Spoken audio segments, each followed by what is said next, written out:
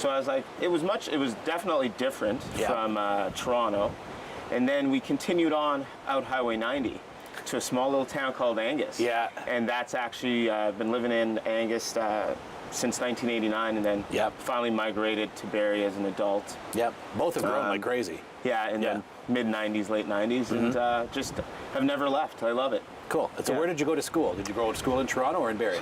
So went to Barrie North, which had I had a great high school career, loved it, and then after that I graduated from Barrie North and I went to a small university called Bishops. It's just outside of Montreal in Quebec, near Sherbrooke, and got a business degree there, economic minor, and had a great experience because I played sports there as well, and great time. Now, what did you notice when you came up to Barrie? Was there ever a this isn't going to be an all-black show about being black, but we are going to talk about that quite a bit because that's one of the focuses I really wanted to get your attention on and opinions on today. So, did you notice anything when you came to Barrie? Because when I was little, probably 50% of the black people in Barrie lived in my community, in my area of Barrie. We had some really amazing people that were just the coolest, or even our mailman was black, and they were the coolest people, but we never really identified them as our black friends. They were just our friends, right? We never really got into that. But did you notice, a difference when you came up to Barrie? Did you notice a real difference in the population? Well, definitely. I went to... I was in Toronto and going to school from grade 6 because we migrated back from Calgary. Yeah. And so, grade 6, grade 7, I was living in Toronto. Yeah. Back then, even then, Toronto was very multicultural. So my school had whites, blacks, Indians, Asians, everything like that. I remember my friends from back then. Sure. But now you fast forward, and a couple of years later, you end up, and I'm living in Angus. Yep. And it was very different. We were one of 3 black families in Angus at the time. Wow. Going to school at North, there was, counting back, there was, I think 5 black kids at the school at the time. So you definitely noticed it, and we also were noticed as well, Yeah. So it was definitely visible, for sure. Did you find that there was anything that, came across, even before you came up to Barrie, did your family say anything about, okay, you might need to expect some changes or anything like that? Because I know as a kid, in Barrie, I'll admit, I was a white kid. I didn't know much about black people, didn't know much about black history or black anything other than what maybe you saw on a documentary called Roots or things like that. And I think a lot of kids maybe even dropped the N-bomb without ever knowing what it really meant. People said and did stupid things. Eeny, meeny, miny, mo. We were taught to count, who's on our team by doing what was eventually really a racist thing that we just didn't know. There was ignorance, right? Now it was one potato, two potato. But, people did racist things or said racist things without realizing it or hurting people, so they thought, because that's just what we did. We were taught things differently growing up. Did you feel that maybe you were taught, to expect things? Were you ever taught to expect racism? My parents, growing up in Calgary from 4 years old to 10 when I made it back, Calgary was very behind, but again, I was the youngest of 6 brothers. Now the youngest, there's a total of 7 boys and 1 sister. Wow. And I was sheltered. And what I realized, fast forwarding to when I was 24 years old, my parents and my brothers did a very good job with, I stayed within a small circle of trust. Did I see it? Yes. I remember probably the first month living in Angus, walking down the street, being called the N-word, and that being, my parents did do a good job with at least teaching me that if I came into situations, how to manage it, how to handle it, how to not get angry, what is expected of myself and in believing in myself. So, I ran into it definitely in Angus, and then I remember high school was great as well because, with playing sports, I was guarded. I played basketball, and those 12 guys on my team, they were my friends, and, I was never sheltered from it, or I was sheltered from it. I remember my basketball coach, which is like a second father to me. His name's John Knapp. He said something to me. He said, this town is a little bit backwards, and he made me very aware of how I needed to manage myself. Yeah.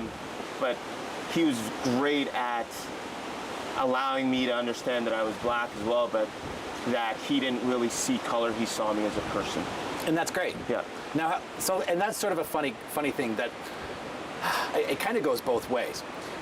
To just not see you as, Rich, my black, good-looking friend that I've known for a long time, right? You're Rich Bailey, and you're my friend. I never identify you as Rich, the black, good-looking guy. You're just Rich, the good-looking guy, right?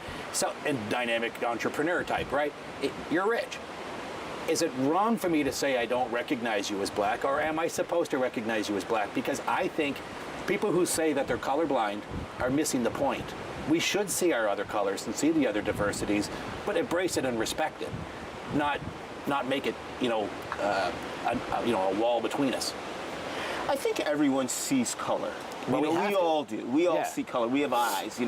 I think with how you're raised and where seeing color and how you react, you understand that we all are humans. We all are of the same genetic makeup, blood, and Yeah. so how you handle yourself after realizing, hey, I'm speaking to a black guy or a white guy or an Indian guy. We're all just people, Yeah. and so when it comes down to parenting, the people that parent their kids properly, Yeah. and you were parented properly, I think you don't see color. Yeah. You understand it's there, but you understand it's a person you're dealing with. If I had said anything racist in front of my parents, they would have tanned my butt for doing it. Absolutely. And that's the way it should be. And funny story. My son was in class with his friend, and he said, "Can you hand me the skin-colored pencil crayon?" Mm-hmm. Well, his black friend slid him a brown pencil crayon, right? Because when we were kids, everybody fought for the pink pencil crayon because we didn't have a lot of black kids. Yeah. So there was always the short pink kind of pencil color. It was called Flesh, right? That's right. And so, but the brown pencil crayon was never ever sharpened in some classes, Yeah. right? But so the kids slid across, and my son just kind of looked up and smiled because it's his best friend. Yeah. And he's like, and they kind of had a little giggle about it. But it's funny. Like even Crayola now makes a box of crayons of like 50 different colors of skin color, right? Do you find that there is a distinction for you and your children now? Because you're a dad and a very proud dad, and you got another one on the way, which is, congratulations. Thank you, Right? thank you. Your family's growing. And so you've got this beautiful family. Do you ever feel that, you've got an issue with the color of your wife or the color of your children and people maybe saying things, or do you ever fear for their a concern? That's a very loaded question. So the answer is, it's not a across the board yes, but even when in my previous relationships and with my wife now, my wife's Italian. I'm the first black person she's ever dated, and now we're married. Yeah. I would say, because of growing up here in high school, and that when you're dating, and I've dated most white women, being in the area that I am, I'd always say, hey, you're going to notice people looking at us. And my girlfriends would be like, what? What do you mean? Mm-hmm. People notice interracial couples. People, people knew that it was a white guy and a black girl. Sure. Or a black guy and a white girl. Yeah. Having kids, I've sat down with my kids and I've said to them, even though, they're a genetic makeup of half me and half their mother being white, they're still going to always be identified as being black. And Yeah. so, again, where my kids live, the school they go to, I think the community does a very good job. That my kids, I've asked them, has anyone ever said, the N-word to you? And, they're 13. My son is 12 on Saturday or on Sunday, and then I have my youngest is 9. They've all said no, and I think that is great. I think, we as parents have put them into a situation where we've minimized that risk for them. So far it's been great. Yeah. They are going to come into encounter with it at some time. And I think it's up to us as parents to teach them how to handle that, which we have.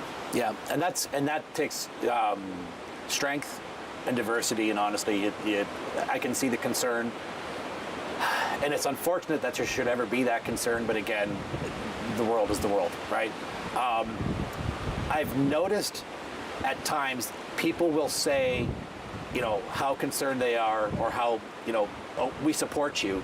Do you ever feel overwhelmed with people saying that they support you, or do you feel that maybe it's being overblown, or is it a good thing? With what's happening? Well, with what's happening, or people saying that they're concerned for you or concerned for black people. Do you feel that, maybe some of it's being overblown? Because there are people who will say that, oh, this Black Lives Matter, it's just too much. And that frustrates me, because you know what, it's been a long time coming, and we shouldn't have to do this. It's been hundreds of years that this has been going on, or thousands of years really. So and that's a great question. Floyd sparked a very quiet fire that's been brewing for hundreds of years. Sure. Slavery was abolished in 1965, I think, in the U.S. and 1865 in the U.S. and 1834 in Canada. It actually was before. Yeah. Segregation ended, I think, 1965, and where the world has come is it has come far.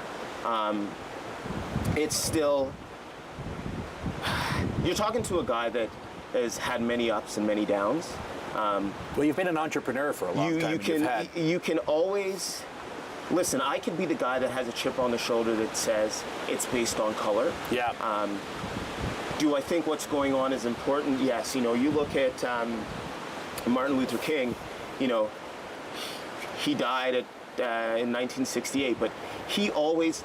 I think back to how would he view this? Mm-hmm. He was a man that he was so powerful with gathering people, but trying to gather people on a non-violence platform. It was about non-violence. Yeah. So with what's going on today, I think it's great. I think it's important. Yeah. I think it needs to happen, not only for black people, but for many different for many different cultures. Absolutely. The violence I don't support. No. Well, nobody does. But the message is very important. And, someone recently asked me how long do they think it'll take to change for it to be kind of a norm across the platforms. Well, I said 100 years. Yeah. And why I said 100 years was based on the fact that it's all up to parenting. It's all, I used to teach at as an assistant teacher at Maple Grove School. Maple Grove, over, Maple yeah. Grove. So in grade 11, yeah. I did an assistant teaching thing at Maple Grove, and this kid, this little guy, he was in about maybe 6 years old. Yeah. In the middle of the hallway, he calls me the N-word. The teachers were just shocked. They'd be floored. They're floored. And I didn't get upset, because what I realized was, one, that child, he doesn't even know what it means. He doesn't even know what it means. And that's, it came back down to parenting, so I didn't get upset. It's out there.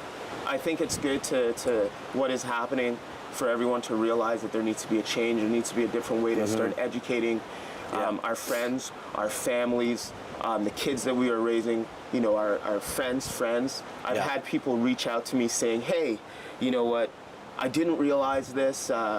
So I think positive will come from it. Yeah, and it's funny, because you touched on that one part briefly about the riots and that sort of thing. And people need to realize it's a lot of people who have no reason to be a part of that protest who are doing the rioting. That has nothing to do with the actual protest. There are so many beautiful, peaceful protests going on, and a beautiful message is being laid out, that the riots sour that. And it's unfortunate, but people need to realize it has nothing to do with what's going on. It might be a ripple effect, but it had nothing to do with the original protest. And so, on that, would you say that in Barrie, and in the community, because you spent some time managing some businesses in Toronto and stuff as well too. Yep. Did you ever really feel a real pressure, or did you ever feel that anybody was, sort of in a power spot of influence that might have, bullied you or pushed you around a little bit? Like, I know you went through some family issues, you've been through some work issues, business issues. So, yes, back in 1999, I opened up my first cafe/clothing store. I loved it. Frequency Boutique, beside the Queens. Yeah. I shopped there. Because I was used to, again, being sheltered with my basketball friends, university, playing football, that group of 80 guys. But when I came back in 1999 and opened up my first business, it was heartbreaking because now it was just Rich Bailey. It was Richard Bailey out there on his own. People walking into the store, seeing a black person, turning away and walking up. The first time I'm like, maybe they just didn't like, but when it happened numerous times, that was really sad. Wow. I went through, a pretty high conflict divorce, which, I'm pretty private about, but I experienced it there as well. I experienced it there, and I'll just leave it at that. Yeah, I understand with that. Being an interracial couple and Barrie still being, it's come a far way, but it still has a long way to go. Well, I understand that. You're viewed. Yeah. You're in any divorce, you're behind the gun. Sometimes I feel as a male, but there's a certain leverage and a certain amount of influence. Yep. And I know there's certain things. So when I'm saying that I get that, I don't mean that I get it. Like Yep. I be as empathetic as I can without actually, because I've never been there and never had that experience. But I've been through divorce, and any sort of influence or any sort of nudge in any direction, especially if somebody is a closed-minded judge, lawyer, whatever, or ex-partner, a lot of things can be used as a leverage or in a bullying tactic, and that's painful. Yeah, and I really want to clarify that. Yeah. The Barrie court system, overall great. Yeah. Lawyers can be difficult. Mm-hmm. So, I leave it at that. Well, and to be true of that, let's touch on that term, bad apples. Mm-hmm. Okay? Mm-hmm. So, Chris Rock said it brilliantly. He talked about bad apples. And he said, cops, there's always some bad apples. He goes, I had a bad apple once. It was a bit tart. It didn't try to choke me. Right? And he said, there's other jobs that you can't have bad apples. Yeah. Pilots, you can't have a bad apple. Right? No, you can't. So there shouldn't be bad apples. There shouldn't be any bad apples. And that being said, it's not about Blue Lives Matter and White Lives Matter and All Lives Matter and, bad apples. Let's get the police the help they need. Let's get everybody the help they need. But right now, this focus, it's deserving that Black Lives Matter has some attention right now. It really does. And with all the greatest respect to it, let's focus on that more. Let's keep doing that. Let's figure out how to get rid of bad apples. Because what happened to George Floyd, those aren't bad apples, those are murderers, right? That's just worse than that. How do you look at that term, or how do you react to that when people say, some of those are just some bad apples? Does that get you mad? It's sad because, some of them are just bad apples.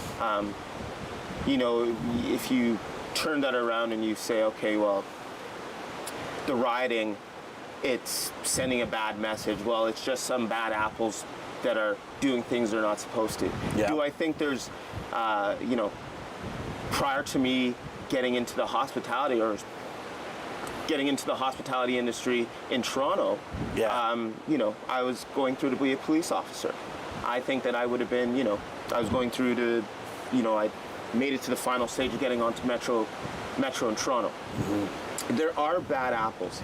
However, I think you gotta strip it back. The reason why, black people in certain societies are like this is because, and I'm going to get a little bit deep here for a minute. Oh, I respect that, and I'd like that, so go ahead. Back in 1865 or 64, when slavery was over, we were given the opportunity to be free. But all we had ever known prior to that was the dependence of our masters, okay? Yeah. So now we're free. we are free with no education. We're free with no guidance And no money. And no money. Whereas, back then the governments were bringing in Europeans and giving them free land and giving them free financial assistance to get themselves free education, teaching them how to farm and do all of that. None of that was done for black people. Okay, so when you generation after generation where you have to figure it out, we were pigeonholed, even though being free, being in a lesser society. Yeah. So now you're talking to a guy that believes in persistence, believes in good habits, believes in desire, believes in a faith that I can do anything. But when you come from, and that's from my parents and seeing my father struggling, but when you come from that and you're now in these populations that all you see, like I've had debates with my friends, when all you see is struggle, it's hard to rise above it. We're getting beaten down. I think we as a society have to understand that socially it affects us. My kids will have better opportunities than someone that's growing up in the slums because of who I am and the education. So I think that's maybe I went a little bit off tangent. No, I think it's accurate. That is where we need to start helping not only black people but native people with the education process and start there and grow from there. Well, it's funny that you touched on some of that and how deep and how long ago so much of this began. Mm-hmm. After the War of 1812 and the Confederates and people start to release their slaves. So they brought them over to work. They've enslaved them. Now they're going free, and now they're hating them because they're taking their jobs, right? But they've got to survive too. So what do you expect? They need to blend. They need to do their thing. After World War I, the KKK had a whole resurgence. Even here, that's why there was a hole blown in St. Mary's Church. There was an uprising there, but KKK didn't last very long. But Barrie was never like that. Some people had tried to recruit, and it didn't work out. Barrie didn't like the aggressiveness. Most of Canada didn't like the aggressiveness. KKK was pretty much thrown out of Canada, but that's a whole other history lesson that I'm sure we don't need to have. But it's amazing where little pockets of this hate come from and how quickly it spreads for just no reason. For no reason. There's no reason we are not equal. Mm-hmm. There is no reason we shouldn't have the same opportunities. There is no reason we shouldn't just be a diverse country. It makes us better. It really does. Every bit of culture, every little bit of heritage, every upbringing, everything makes us better, right? So hearing you say that,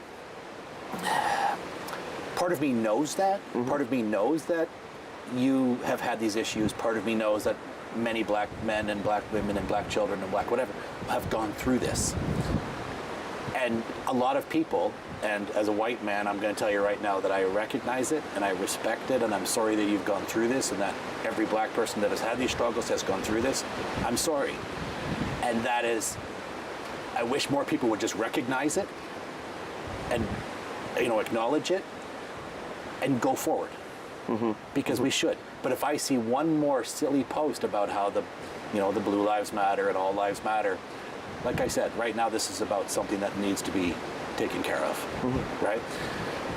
Have you had a lot of people reach out to you because you were in another article recently too? Have you had a lot of people who have said, "Hey, Rich, what's going on? What's your opinion?" and had really, talks about that, white or black?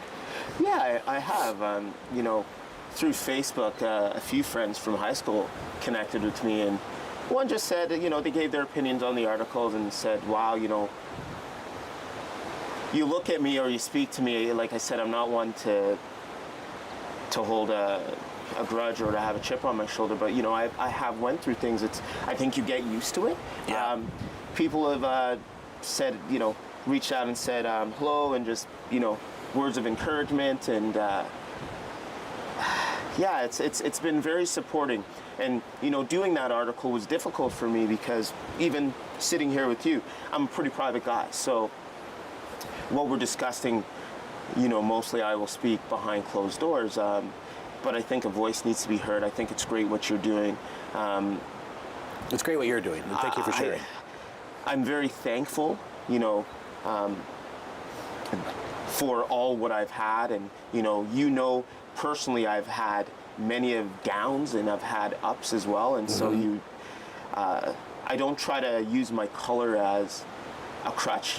I try to just educate myself and be smart and keep moving forward. And that's a whole other kind of a bizarro topic too. That people will say, let's vote for this person because it's a female. Let's vote for this person because they're black. Good for them. No, stop that. If they're the best qualified, they're the best qualified, and that's why somebody's going to get that. Absolutely. Let's support, the black actors because they're strong black actors, and not just because they're black. Let's just support everybody because they're the best at what they do, right? And I think that's important. But to do the best we can to help anybody who's gone through struggle, maybe a little more, that's a good thing. And we have to stop making it seem like, oh, why do we have to help people? What's wrong with you? Isn't that what we're supposed to do? Listen, I had an opportunity where for the last 3 years, I've worked back and forth between Canada and Jamaica. My background, I'm half Jamaican, my parents are both Jamaican, and I can speak Patois fluently. What has been great over the last 3 years is going back to Jamaica and actually really seeing poverty. Yeah. And what we do have here in Canada and the US, we have opportunity. Yeah. And so I think having the access to things are not available in smaller countries. Yeah. The world is our oyster. It so really is. We really just have to go out and grab it. It really is. And I find in the world, some of the things that, world being our oyster, there's this great thing that we have access to that we need to embrace better, and that is information, because information is power. If we educate, it's like people responding right now to the whole Aunt Jemima thing. I love Aunt Jemima. Well, first of all, you're eating crappy syrup, but let's be honest, it's not maple syrup or good Canadian maple syrup. Yeah. Here's your problem. You're not looking at the fact as to why this woman is called Aunt Jemima, and that the fact is that's how the smile is looking back at her white master. Yeah. That's what that smile is about, right? So you've got this black slave who's not allowed to be called Mrs. Jemima or Miss Jemima. Back then it was so racist they wouldn't acknowledge black people as Mr. and Mrs. It was Aunt and Uncle. Uncle Ben, Aunt Jemima, right? People don't do the research on that, but they immediately respond with, oh, enough is enough. Can't we stop this? Why do we have to change things? Yeah. Because we do. We do have to change things. And part of that change is me getting to sit down and talk to you, people embracing information, and you sharing your message today. So I want to thank you for taking the time to sit with me today, Rich. No, and thank you. I really appreciate it. That's the end of the show today, unfortunately. Right. But thank you for taking the time. Thank you once again. Thanks, man. Cheers.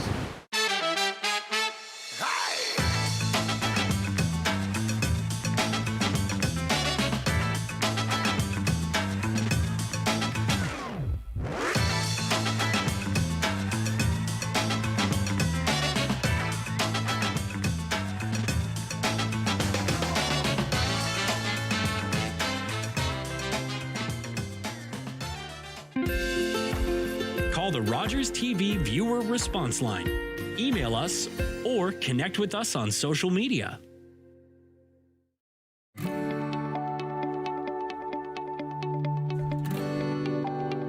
This is Rogers TV, Barrie.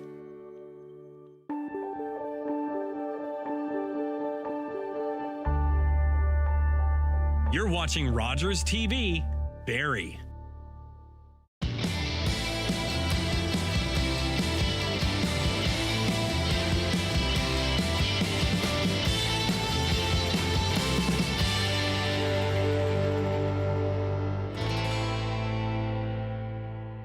Hello and welcome to another Between Sets with Church. Today we are sitting along the beautiful shores of Kempenfeld Bay talking with Jillian Dorella. Welcome to the show, Jillian. Thank you so much. How have things been? Very good, very good. A lot more relaxing than usual since, a lot of things we haven't even done a show since March 14th, 15th. We're not really doing much right now. We're kind of like at a